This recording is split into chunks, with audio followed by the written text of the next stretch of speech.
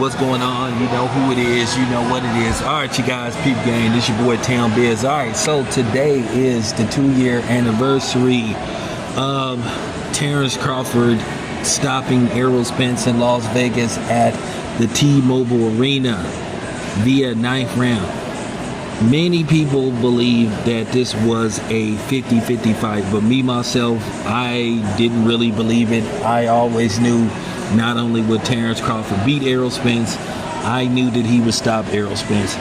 And boy, was that fight epic.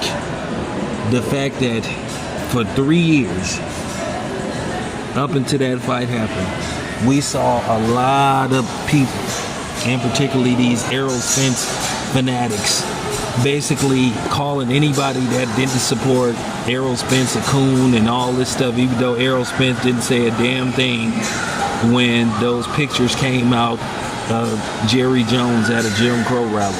But everybody called Terrence Crawford top ranked Toby and all this kind of stuff.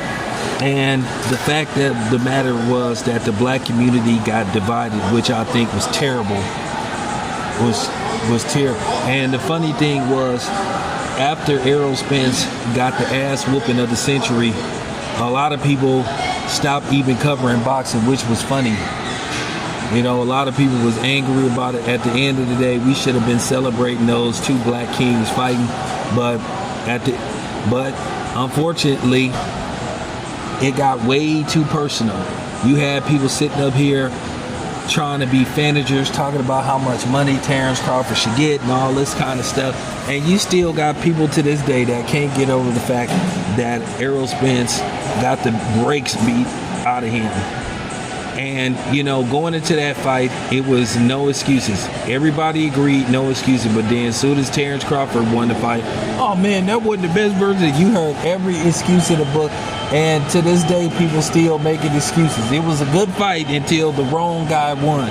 So, you know, with that being said, I'm just reminiscing because I enjoyed watching the fight. It was, you know, it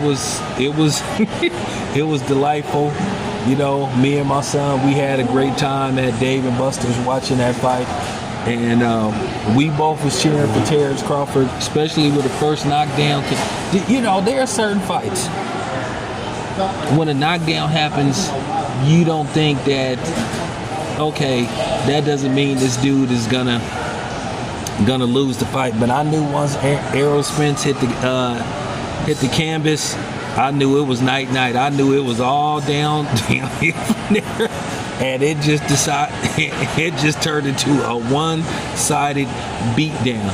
I'm talking about, it was like that Kendrick Lamar song. I'm talking about, it was that boom, bop, bing, bop, bop, bop, bam. So, I mean, that's what Errol Spence got hit with. He got hit with every punch that you can think of. So, I'm just like, wow. But, you know, at the end of the day, I'm just having fun. But I just wanted to make this video because I'm poking fun at some of the Errol Spence fanatics.